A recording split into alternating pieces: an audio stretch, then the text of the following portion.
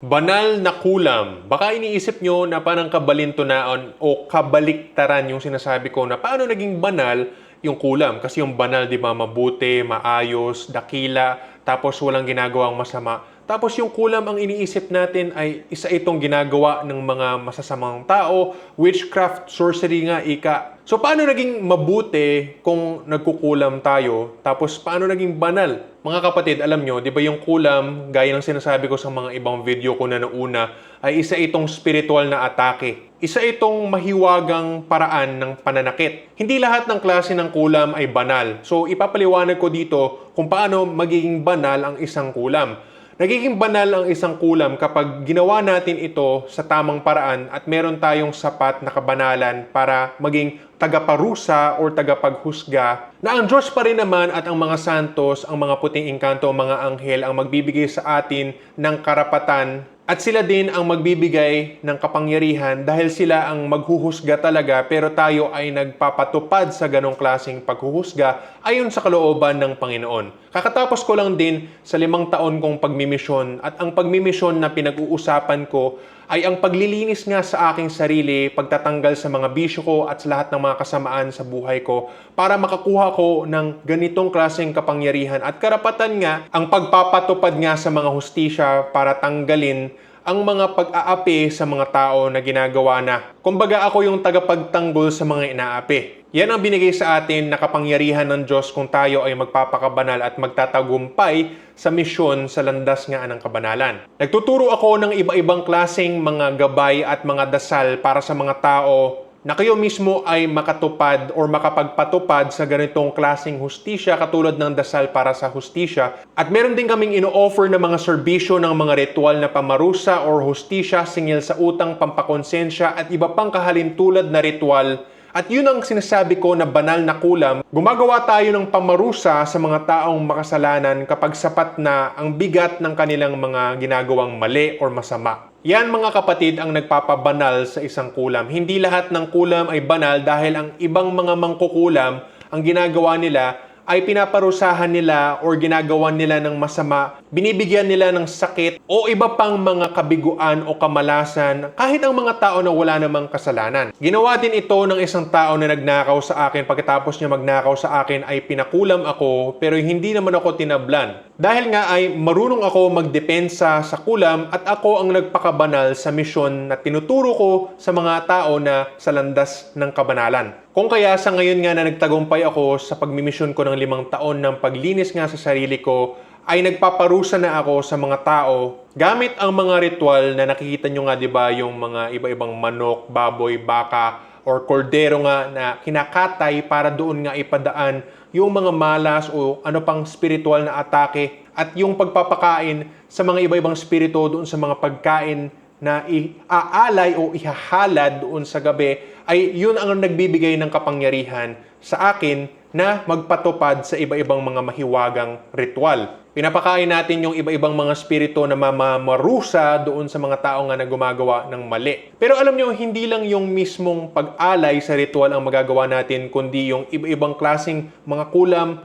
Nagagamit nga tayo ng iba-ibang mga bagay katulad nga ng alam ng mga tao na manika. Pwede rin gumamit ng mga kahoy, buhangin, grabak, bungo, insekto at iba pa na magpapahirap nga sa target ayon sa kung ano ang karapat-dapat sa kanya. Pero kahit nga yung mismong ritual na ginagawa natin dito sa pagkatay, kasi ito yung pinaka-the best na may alay talaga ng mga hayop, ay pwede na nga natin magawa yung iba-ibang klaseng pamarusa na yan. Napakaraming iba-ibang klase na pwede nating gawing parusa at ito naman talaga yung ginagawa mula sa una pang panahon at hindi naman nagbago kahit na naging modernong tao na tayo, marami na tayong teknolohiya, may internet na tayo, kaya nga nakikipag-usap tayo kahit nasa kabilang bahagi kayo ng mundo. At ngayon ay dahan-dahan ay panahon na para ituro ko dito sa channel ko na ito na Sikihor Healers Life Coaching Services. At ako si Eric Rojas na founder nitong grupo or organisasyon, itong business na ito. Ito naman talaga ang binigay sa mga ritualistang hari mula sa una pang panahon na maging kabuhayan at buhay na nag-aalay ang mga tao ng mga malalaking halaga para magparitual at maging epektibo para patupad ang iba-ibang mga kahilingan ng mga tao. At yan nga naman ang basihan sa napakaraming mga religions, ang ritual sacrifice and offering Kung kaya mga kapatid, kung gusto nyong matutunan kung paano maging banal na mangkukulam, ay gawin nyo ang lahat ng mga basic na sinasabi ko na landas ng kabanalan. Panahon na nga para sa mga tao na matuto sa kung paano magkaroon ng hustisya kapag hindi nakukuha nga ito sa saktong paraan, halimbawa sa korte o di kaya sa pulis. Dito nga tayo sa tinatawag na mga abogadong hilaw. Yun yung mga ritualista nga, manggagamot, albularyo, namamarusa sa mga tao na may kasalanan. Yung banal na kulam nga ay ginagawa lang kung talagang may kasalanan yung tao na kukulamin. Pero kung halimbawa yung taong nagpapakulam sa akin ay siya yung may kasalanan, hindi pwede yon kasi kung mag-ritual kami, matatamaan siya. Kung kaya ang mismong tao na gumagawa ng kulam ay kailangan pulido siya, malinis siya para hindi siya tatamaan basta-basta. Kaya nga tumatagal ang mga manggagamot na magsusunod sa tamang patakaran at hindi natatanggalan ng ngipin kasi maayos yung daloy ng enerhiya. Meron talagang bayad ang ganito. Pero wala namang pilitan kung ayaw ng tao na magbayad sa sinasabi kong ito. Pero lahat ng mga dekalidad na produkto at serbisyo sa ating mundo ay mahal talaga ang bayad. Kasi mahirap kuhanin yung mga ngayon. Para makaabot nga ako sa ganito, mula sa 7 years old pa lang ako ay marami na ako pinagdaanan ng mga pagsubok na hinahasa talaga ako ng iba-ibang mga spirito para malaman kung ano ang katotohanan. Halos nasiraan na nga ako ng ulo sa mga pinagdaanan ko. Pero ngayon ay buhay pa rin ako at nakatagumpay doon sa iba-ibang mga misyon na yon. Namini-mission pala ako mula sa kabataan ko at ngayon na nagtapos yung pinaka-main kong mission ay naliwanagan ako sa kung ano yung kailangan kong gawin. At ngayon nga ay dun sa mga tinuturo ko dito katulad sa kabanalan at sa dasal para sa hustisya, dahan-dahan nga isi-share ko kung ano nga ang tinatawag na banal na kulam. Paano gagamitin ang pagkukulam sa maayos na paraan? Ito ang nakikita kong susi mga kapatid na tumino ang mga tao dito sa mundo kasi kailangan talaga ng kapangyarihan, dahas at bangis minsan kapag hindi nagdidisiplina o hindi nadidisiplina ang mga tao. Natural lang din kung halimbawa ay nanggagamot ka tapos may mga mangkukulam sa iyo or doon sa kliyente mo ay kailangan marunong ka rin makipag-away sa kanila. Para nga makaabot sa ganitong estado ay marami akong pinagdaanan na pakikipag-away na literal sa mga panaginip ko na yung mga tao kasi nakakaranas ng iba-ibang mga bangungot o ano paman na makikipag-away sa mga mahiwagang nilalang. At ganoon ang naging araw-araw, gabi-gabi kong buhay mga kapatid para mahasa sa ganitong klaseng paraan. At ganoon din kung gusto nyong makipag-away, kung halimbawa ay gusto nyo maging ritualista o maging spiritual na manggagamot o santiguar, albularyo, ano pa yung mga tinatawag nyo dyan, mga spiritual fighter, spiritual warfare. Matuto kayo na magpakabanal, magdasal, mag-meditate palagi. Kasi yun yung mundong kinikilusan natin tapos maalala natin yung mga panaginip natin sa gabi-gabi. Sa pamamagitan nga ng dream journaling, tapos pati yung mga orasyon na nakukuha natin, i-retrieve natin yung mga information, interpret natin yung mga dream symbols para makaabot tayo sa ganito. Kasi yung mga orasyon na binibigay sa akin at pati yung mga kaalaman ay galing nga doon sa mga nakikita ko mga visions sa meditation, di kaya sa mga panaginip o sa mga direktang pagpapalabas ng mga engkanto dito katulad ng asawa ko na si Rose na nagtuturo sa akin. So yung ganong klaseng mga pamamaraan ay kailangan natin pagtuunan talaga ng pansin at dahan-dahan kong ipapakita sa inyo kung ano yan. Kasi alam nyo mga kapatid, nandito ako sa Siquijor at nandito nga yung sentro ng enerhiya or kabisera, capital ng mga engkanto sa buong mundo. Yun nga din yung dahilan kung bakit may naririnig yung mga tao na kinakatakutan kuno ang mga taga Siquijor o di kaya ang mismong isla ng Siquijor. Sa una nga kasi ay maraming mga banggiitang mamaktolay o yung mga pinakadakilang mangkukulam dito. Pero alam nyo, hindi naman siya masamang bagay basta magawa siya sa tama. Ang mahirap lang kasi is merong mga mangkukulam na nandyan tayo sa tinatawag na kaliwa or mga dark side na ginagawa nila yung pagkukulam nila o yung pagbigay ng parusa kahit dun sa mga inosenteng tao. Pero ang sa amin naman dito sa banal na kulam, bilang banal na mangkukulam, ay gagawin mo lang kung ano ang tamang pamamarusa kasi hindi kami tatanggap kung alam namin na yung mismong kliyente na naghihingi sa amin ng tulong yung may kasalanan. Kung kaya may tamang proseso sa lahat, bakit sa tingin nyo sinabi rin sa Bible at sa iba pang mga libro na nakakaalam sa ganito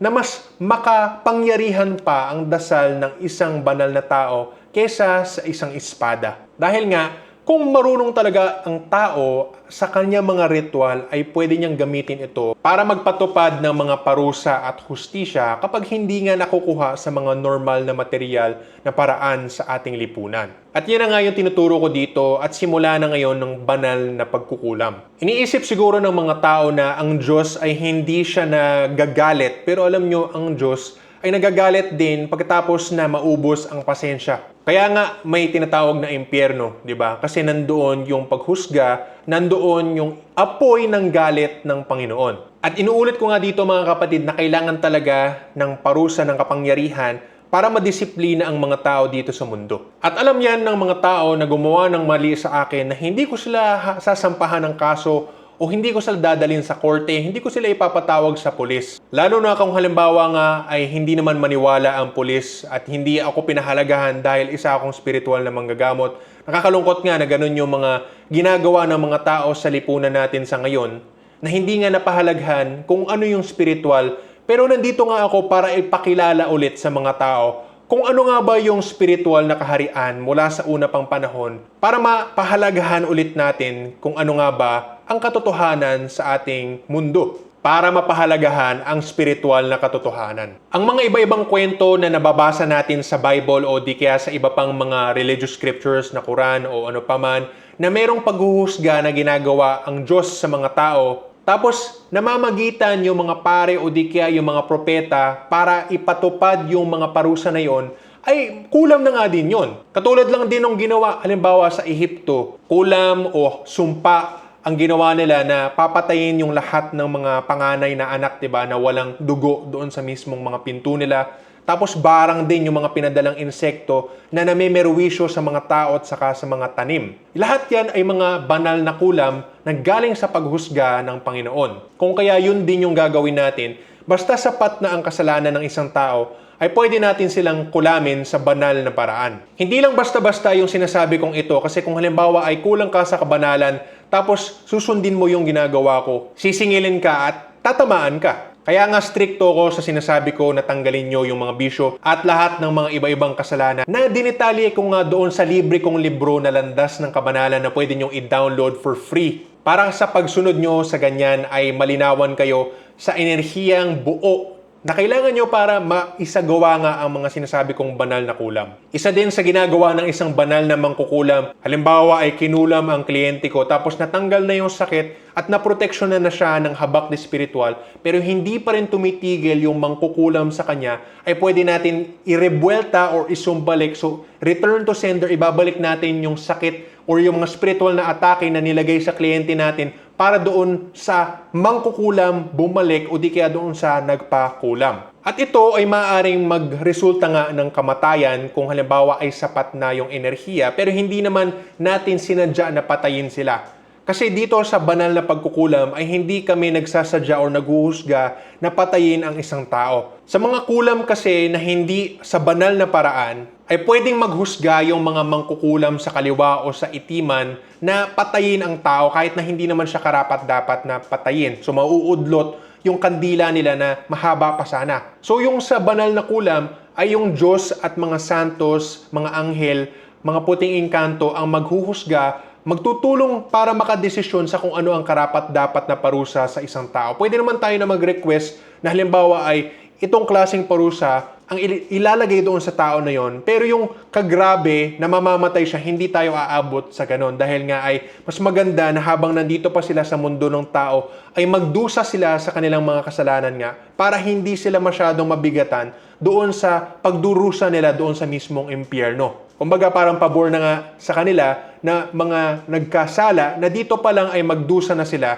kaysa doon sa impyerno sila magdusa ng mas mabigat at hindi na matatapos kung halimbawa ay wala na silang reincarnation. So pabor pa nga yan sa mga tao kung kinulam sila dito. So lahat ng mga tao basta sapat ang kanilang kabanalan sa pagmimisyon ay kayang maging banal na mangkukulam. Pero alam nyo, napakahirap kasi marami kayong pagdadaan na pagdurusa at napakaraming tao dahil nga doon sa nakikita natin ngayon.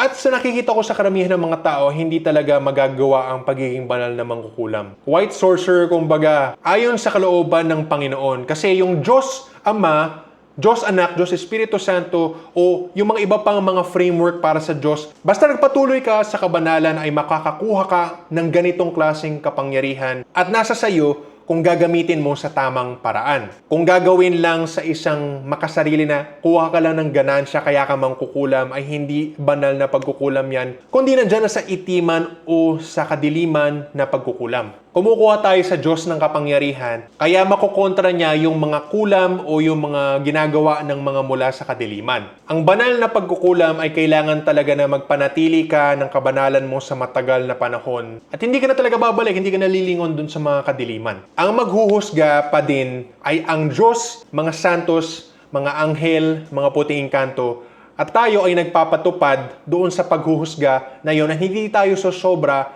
pero hindi rin tayo kukulang dito sa banal na kulam. Stay tuned po kasi magtuturo na ako tungkol sa banal na pagkukulam simula ngayon. Magpaka-banal tayo para hindi tayo makukulam kung halimbawa ay bugoy tayo, gumagawa tayo ng mga mali. Kasi nandito na ang pagdating ng hustisya ng Diyos sa banal na pagkukulam. Salamat po at God bless.